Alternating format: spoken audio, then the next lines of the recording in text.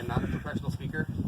And she asked me if I could install any little nuggets of wisdom, like an egg. You know another form of eggs? Scrambled eggs, because that's just kind of how my mind works. So you're probably going to get scrambled eggs served, and you guys see if you can make anything of it. So my mind goes, and then it goes off over here, and it's like a squirrel. You know, that's just how I am. So. But I do have a lot of experience. I'm 42 years old. The first picture of me on a horse was 2 days old when they brought me home from the hospital. Don't ask me why my mom and dad thought it was a good idea to put me up on Absorki with dad at 2 days old. Mom claims I rolled over in the hospital at 9 hours old. I walked at 6 months. It was walking up on stairs alone at 9 months. So I've been a problem for my mom for a while. With that, though, I have learned a lot along the way. You tend to learn more from your wrecks than from your good days. And I've had a few wrecks. So Jeannie and I talked about this about a week ago, and I tried to get my thoughts organized a little bit for you. So for my history, 2 days old, I was on a horse. I was riding alone, 5, 6 years old. We had the luxury at our place of having some older horses and some really good horses. We had some king-bred quarter horses. We had some really good old Appaloosas. I got my first horse that was my very own, which was Mom and Dad couldn't find a good stud that year, in my opinion. They used a Badger-bred stud on her foundation-bred quarter horse, and they got a Roman-nosed little buckskin. They gave her to me at 10 years old. I really, truly think Mom was trying to get rid of her middle child. That was an ornery trick. We'll talk about later this 95%, 5% rule. That mare fell in the 5% rule. She's just bad. And this is somewhere where Jeannie and I differ on horses. Horses all have their own personalities. But anyway, so I grew up with an entire riding horse. So that's at 10 years old. At 10 years old, the first horse I had was a nasty one. We'll get that saddle.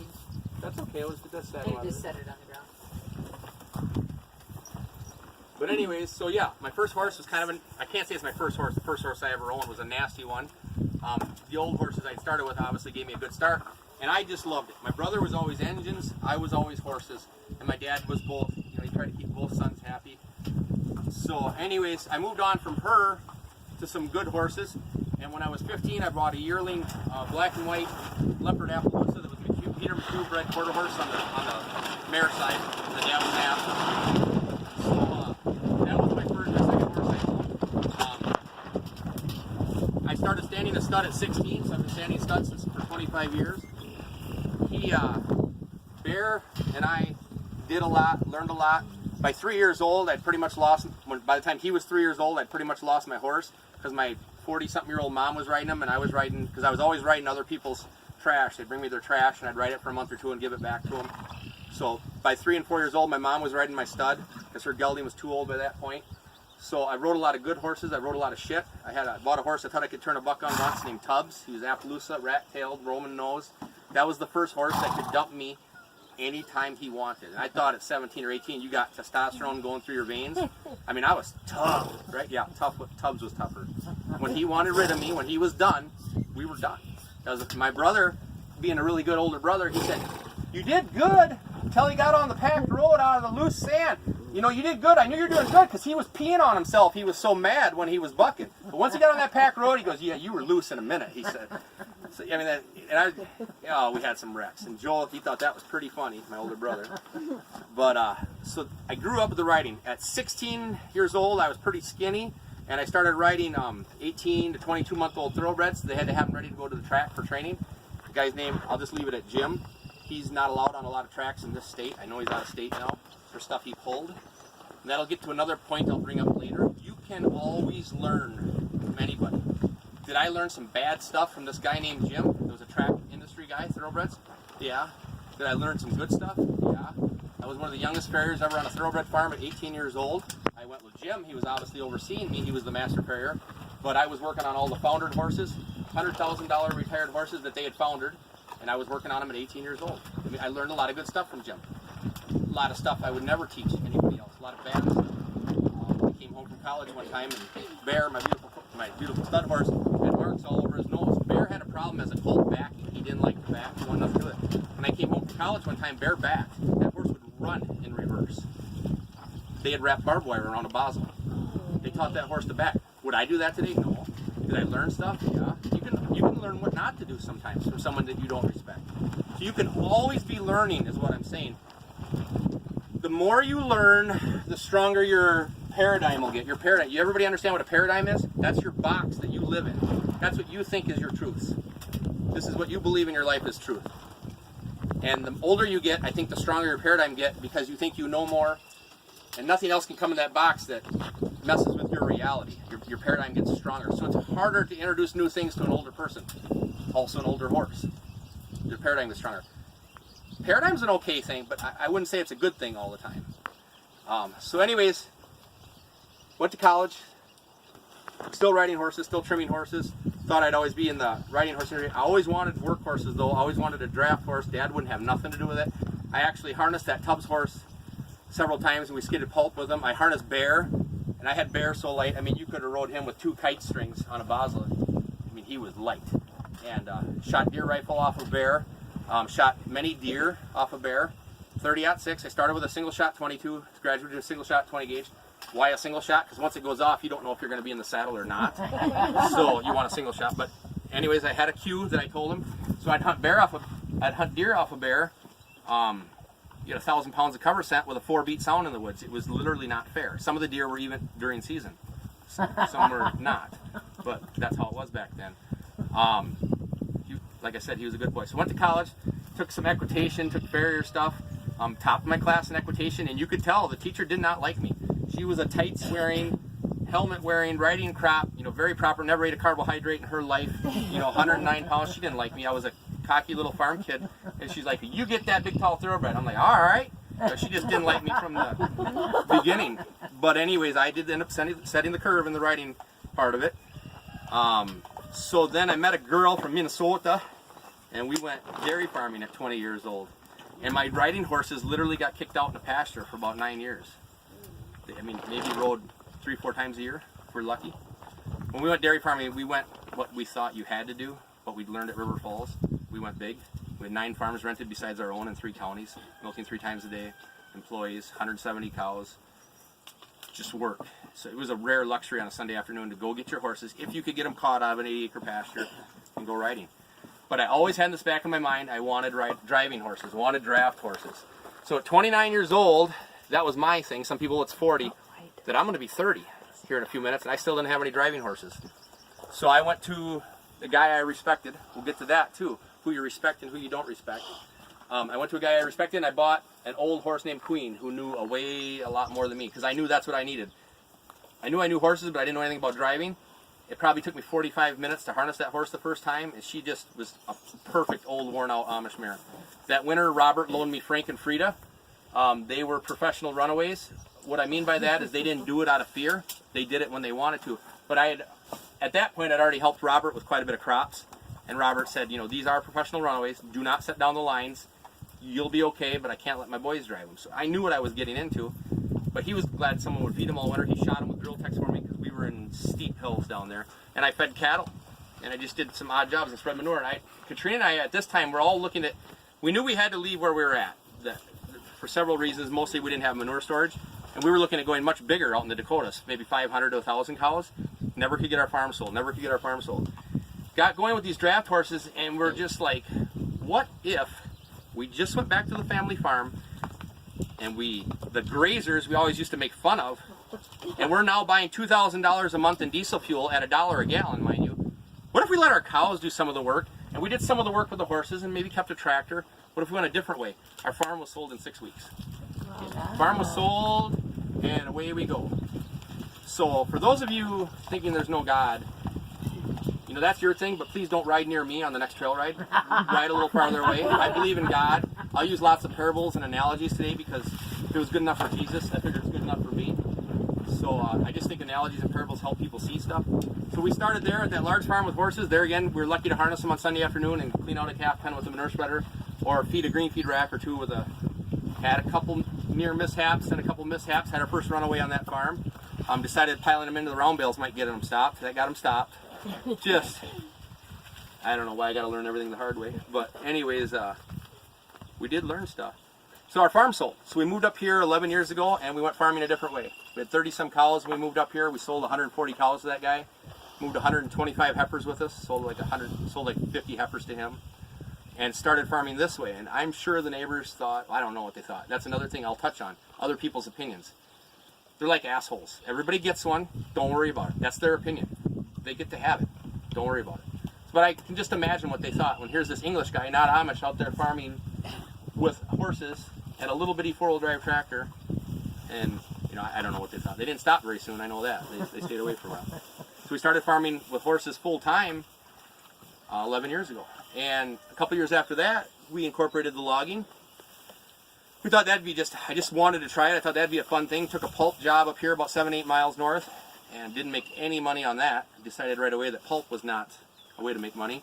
But I learned a lot, learned how fast things can happen in the woods, even with a slow horse. You have so many more things to watch than just your horse. I also learned when I started, well, I knew it before that, but I also learned with logging. You guys ever heard like Indiana Jones or anything? You know what the Holy Grail is? The cup that Jesus had at the Last Supper? There's what the Holy Cup, there's the Holy Grail of horses. Right there. There is nothing else more important than that word right there. Whoa. If you don't have a wool, I hope you have insurance. I mean, I don't know what to say. That is the Holy Grail of horsemanship. Whoa.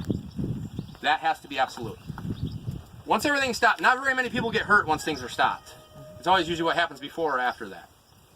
So you got to have a wool. Learned that a lot in the woods. Started logging, I don't know, probably 9 years ago. That little thing I thought would be a hobby has just exploded and taken off. I'm probably 3 to 4 years behind on work right now, and I turn away work constantly just because we do good work in the woods. By June, if I've logged all winter out of a trail, by June they can't tell where I brought the wood out at. That's a huge difference. It's just a huge difference in the impact in your woods. But I suppose I should, that's enough about me. I guess Jeannie alluded to it. We've been on multiple magazine covers, multiple magazine articles written about us. Been in USA Today nationally, been in PBR, not PBR, NPR, National Public Radio, nationally, PBS. The guys that have been in the industry 40 and 50 years are calling me the young icon of the next generation. All the accolades that you can imagine. I was asked to speak here today by Jeannie. I was asked to come to Kentucky last year. I've had students fly across the country to spend a week with me in the woods and pay me money to follow me around. Do you know what all that means when I harness horses? Nothing. Nothing. All that would fall into this column right there. There's a negative sign in front of it and it's in red. That would fall into pride. If I let all that do anything to me, it would be pride. That's the devil's first way in. Nothing good is going to come of it. It'll get me killed or hurt or maimed. So all them accolades, all the nice things they say about me, that means nothing. It's nice. That's great. I appreciate it very much. But if you let it get to your head, you know what a swollen head and a swollen chest does? It makes you top heavy. You fall off your horse. It's just not a good thing. Don't let it get, don't even, I try to leave that be. That's nice, great. I know the next time I harness my horse, I could be killed or maimed. So keep it real. The horses are honest. It's the people that are not. So if I'm honest with myself, I know I can get hurt or maimed or something could go wrong. I can take my best horse, and she didn't know a cat was going to jump out of that tack room. She didn't know this tarp was going to go like that. I guarantee you one of my hot mares, E, would have done more than that. She'd have jumped. You have to be aware. You have to have situational awareness. The military talks about it all the time. Not just what's going on with you and your horse, what's going on around you, what in draft, what you're hooked to, what could be happening. You just have to have your head on a swivel. And if you're in third gear with you and your horse, your mind better be in fourth gear. You better be a couple steps ahead, or it'll get you. Situational awareness, reflexes. What are we going to see tonight, Michael? It opens tonight. Han Solo, they call it the Force, but you better be thinking ahead. So that's one thing I want to touch on. So I have a little thing I came up with this week, a little math equation, because people like linear, and horses are not linear, but this is the closest I can get to linear. So in the blue with plus signs, you have sacrifice. In the brackets, I think if I'm right, Abby, that's what you do first in a math equation. What's in the brackets, you work out, right? Yeah. You got ML, magic lotion, times 2, plus skills, plus sacrifice, plus knowledge, plus self-control. Do not mistake skills and knowledge as the same thing. I can read every book in the world, but if I don't ever lay my hands on a horse, I'm loaded with knowledge, I have no skills. You can know I can't even name you all the confirmation points on a horse. I know what I like to see, I can't name you. Why? I don't have the knowledge that a lot of you probably have. What I have is skills. Skills are closely related and come from ML, magic lotion times 2. Magic lotion is sweat. Period. If you don't put the time in, if you're not sweating and your horse ain't sweating, if you don't get that magic lotion on your horse, and it is magic, you can take something just stupid and wild, you put a bunch of sweat on them, even if you don't have a lot of the others, things will probably improve. So this is all the good side of you. If you were accounting, that'd be the good side of your equation. That'd be money coming in. Sacrifice. How many sacrifices are you willing to make? All these are fake. This one's missing. I have a screwed up shoulder. I have 2 junk knees. I didn't care. Horses were going to be in my life. This is stupid shit. All education costs, whether it costs at the university or the dentist, it costs. Sacrifice. How much magic lotion are you willing to apply? The skills. Skills only come from magic lotion. How are you willing to make the sacrifices to develop your skills? Put the time in. Knowledge can be acquired. You can read that. Please don't ever mistake intelligence with education. Education is something you go out and get. First 18 years of your life, it's free. After that, you pay for it. Intelligence is given to you by God. Education, you have to go out and acquire. Wisdom takes time. There's nothing you can do to get wisdom faster except life experiences. Peggy, can I use you as an example? The vets that come into your clinic, 26 years old, do they have knowledge? They just went through like a million years of school, probably in debt up to their ears with knowledge, right? I would say they have knowledge. Knowledge. Is that the same as wisdom or skills necessarily? So why do they send you along sometimes? Because you have years of wisdom and skills. You know how to tie that calf up properly so the vet can do the official vaccination. You know what I'm saying? Different thing. So there's your example of that. On the negative side of your math equation, if you want something linear, we touched on pride. That's definitely a negative in my book. You have prejudice. You should talk on prejudice. If you want to pursue dressage in English, you're thinking, why am I listening to a guy that looks like a hobo with a pair of twines in his hands? He doesn't have tights on. He looks like he eats too many carbohydrates. He doesn't have a helmet. He doesn't have a little bit of an English accent and an attitude. I mean, really? But seriously, guys, if that's what you're after, you're already judging somebody when you look at them. What kind of vehicle do they roll in? What's a tack look like? Man, that is an expensive trailer. They must really know what they're talking about. That's a beautiful truck. Look at them tights. I could look like that if I ate less carbs. You know, you guys, seriously, we all do it. We judge. We judge right away. That's prejudice. Also, you might have prejudice towards harness people. Harness people might have prejudice towards riding people. Other harness people might have prejudices towards pullers or show people. If you're not a puller or show people, there's different sects in the sex. S-E-C-T-N. There's different groups in the harness industry. Some people don't like show people. Some people don't like the pullers. Some people don't like the farm people or the loggers, whatever. You have prejudices built in. In paradigm, we touched on paradigm. All this is built into your paradigm, and if your paradigm gets too tight, you can't learn anymore. And all this, you add these up, you minus these, and you'll get your expected results. The reason I put the word expected is because of the 5%. You can do everything right, and shit still happens. God made ponies and mosquitoes on the same day for a reason. Okay? The first thing I came off of was a pony. The apple tree didn't move, I did. And I hated them since. I just do. But, so you can do everything right. Like, you seem like you're learning a lot here. This is a lot of new stuff. You can do everything right that she tells you, and it'll probably work 95% of the time. You need to have in the back of your mind, there's going to be 5% of the time. It doesn't matter if it's Jeannie, or Joe Buck, or Julie Goodtime. It doesn't matter who's teaching you what. There's going to be 5% of the time that you got to think for yourself, because something bad could happen, or is going to happen. That they're not there, they're not riding your horse.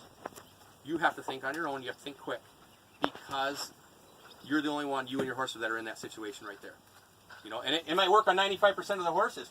They didn't know you had a line-bred SOB, or inbred, or line-bred, or whatever. You know what I'm saying? It doesn't always work. That's maybe where Jeannie and I might differ a little bit, is Jeannie thinks everything can be trained good, with the right human contact, and I probably give up earlier. I'd say, you know what? There's too many good horses. Don't waste your time on that. See, I'm for horse slaughter. I am. I think versus the horse standing out in the pasture and being miscared for 20 years, if it's a ranks SOB, you just go to the rodeo, or if the French want to eat them, let them eat them, or the Canadians or the Japanese, whatever. I just don't think they need to be abused and left out in the pasture, and I don't think a bad horse needs to hurt people. They need to be repurposed. All flesh is good. So I have some appendixes down here. We talked on this one. We talked on this some. This is a contact sport, more so if you're stupid. It hurts more. Some brains are required, and you have to apply them quickly. It just is. And I would say there's some people that if they're honest with themselves, they always need to refer to this one. Just get rid of your horses, or keep them if you want lawn ornaments. If you just like looking at them in the morning, maybe brushing them. Get a four-wheeler. They'll be the same every day. They'll be the same power. They'll probably start. I never had good luck with anything but just get a four-wheeler. Maybe your personality doesn't fit to be a horseman, because it is. It definitely is. It's definitely a skill you have to add time and treasure, and it's a skill you need to acquire, and it takes investment. There's a group I like to listen to on YouTube called Simply Three. They're a violin, a cello, and a bass. And they're just beautiful. You wouldn't think that I'd like that kind of music, would you? I love it. I don't own any of them instruments. I'm not looking to buy them instruments, because I know I'm not willing to invest the time that it takes to play them instruments. Now, I could read a book and learn where to put my fingers to do a certain note. But if I don't invest the time, I'll never have the touch. I'll never have the skills to hit them notes that they hit. And they're beautiful. But them guys have invested their lives. And they put so much time. That's their passion. That's what they do. So, I don't own a violin, a cello, or a bass, but I like listening to it. Some people should just look at horses or watch them, or maybe once or twice a year go ride a 25-year-old plug on a trail ride that follows nose to tail. Maybe that's what they should do. And and I don't mean to hurt anybody's feelings. That's just the truth of it. Some people shouldn't own horses, just like some people shouldn't own guns. Some people don't play cello, and I'll probably never buy ballet shoes. I don't see it. So, what do I think is a good horse owner? Not necessarily owner, horse operator. Horse owner. Horses are a herd animal. They're a prey animal and they're a herd animal. Horses want to know their level in the herd. They may not be the top, they may not be the bottom, but you can bet they want to know where they stand in the hierarchy. Every time you change your herd up, especially like with the draft horses, a lot of times we use 5 or 6, so we might have a herd of 9 or 10. You can just watch that in bigger herds, the hierarchy. You can watch the little spats going on, and okay, she's over her, she's under her, but she's over her. You can watch the hierarchy. Horses want to know where they are in the herd. If you want to ride a horse, are you comfortable, if you happen to find a horse that just lets you on their back, once you're on their back, are you comfortable with them just taking you wherever they want to go? Well then, who do you think should be in charge? You have to be. So we should probably talk about bosses. How many of you have ever had a boss? You had a boss before? You like the boss that for the littlest thing you do, what the hell are you? You like that boss? You like the boss that every morning you come in and the rules are different? I don't know. What do you think we should do? Maybe we should package some of them. I don't know. Someone said they didn't like packaging, so maybe we won't package. Is that a boss? What about GK, Genghis Khan? Who wants the Genghis Khan boss? I will put enough ropes on you. I will tie you. You will end up on the ground. I am going to win. I'll use a 2x4. I'll use barbed wire. I'll use ropes and pulleys. I don't care. I'm going to win. I will conquer you. Not a good situation. Unless you're Genghis Khan, it's not a good situation to be on the other end. So the boss, two people I thought of was Martin Luther King, JFK. This guy had a dream of going to the moon. This guy had a dream. When he said, I have a dream, he didn't mean he had a dream. He did have a dream. What he meant was, I have a dream, and I think it should be all of our dreams. And he inspired in people, he made it their dream. He said, I have a dream. But what he was saying is, why can't this be our nation's dream? Why, this is something we can all aspire to. The reason, and I'm not trying to be cocky, the reason my horses will pull anything I hook them to, because I won't hook them to anything I don't believe they can pull. And they know that. And 95% of the time they can pull it. 5% of the time that something doesn't get wrong, I just say, whoa, girls, you did good. Let me start the chainsaw and fix that. Or let me, take some weight off. Or I'll fix it. We'll get another horse in here. But they know if Jason hooks them to it, they can pull it. So every time I ask them, they hit it with everything. Because I've made my dream their dream. I said, I believe we could take this log out.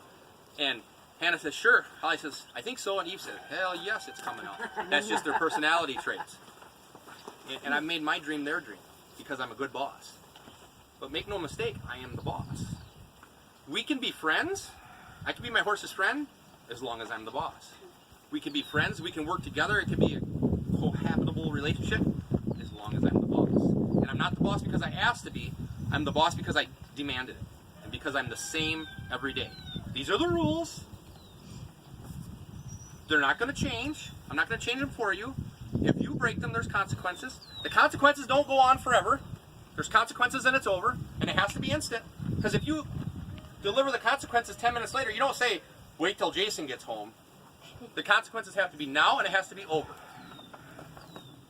Which makes me think of another thing. I was probably an awkward teen. And even as an adult, I'm not always well liked. Because if it's on my mind and I believe it's true, it's usually out the mind-mouth filter. The mind-mouth filter is very weak. It usually comes out. That makes people uncomfortable. But you know what? Horses love it.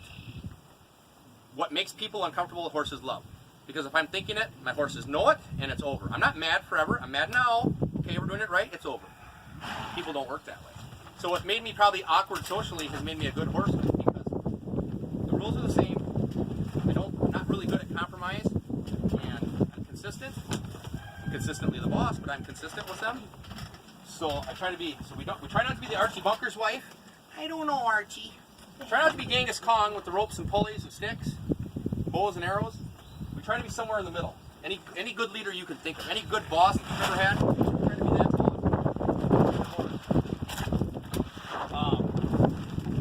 What's the other stuff I wanted to touch on?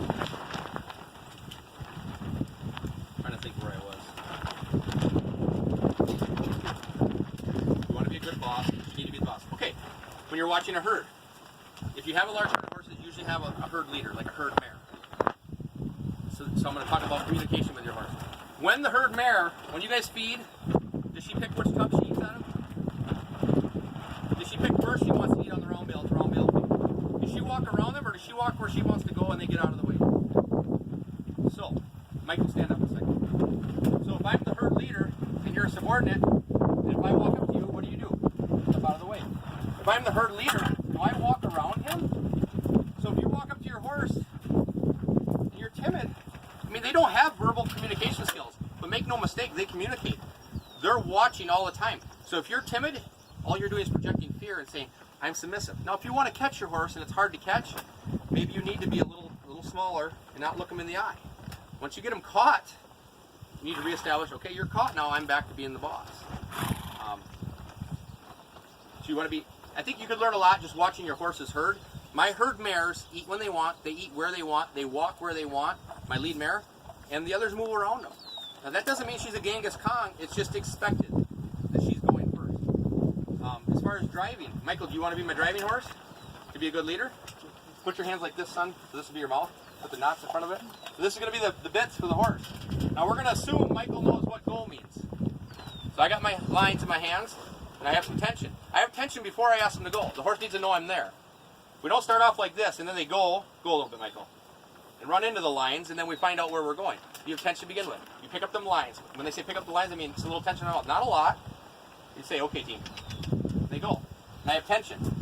If I say, whoa, he needs to stop. If he doesn't say stop, I'm going to add a little more tension. Whoa. Now we're going back. If I say go, and Michael, don't listen right away, okay? Okay, team. No, don't listen right away for the whoa stop. Okay? Okay, team. Go ahead. Don't listen right away for the whoa. Whoa. Whoa.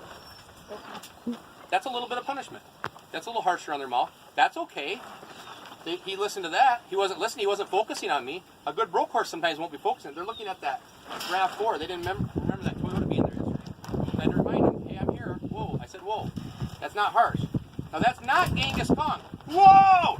Oh, You know, that you don't need to be Genghis Khan. Especially, and we'll go back to, back.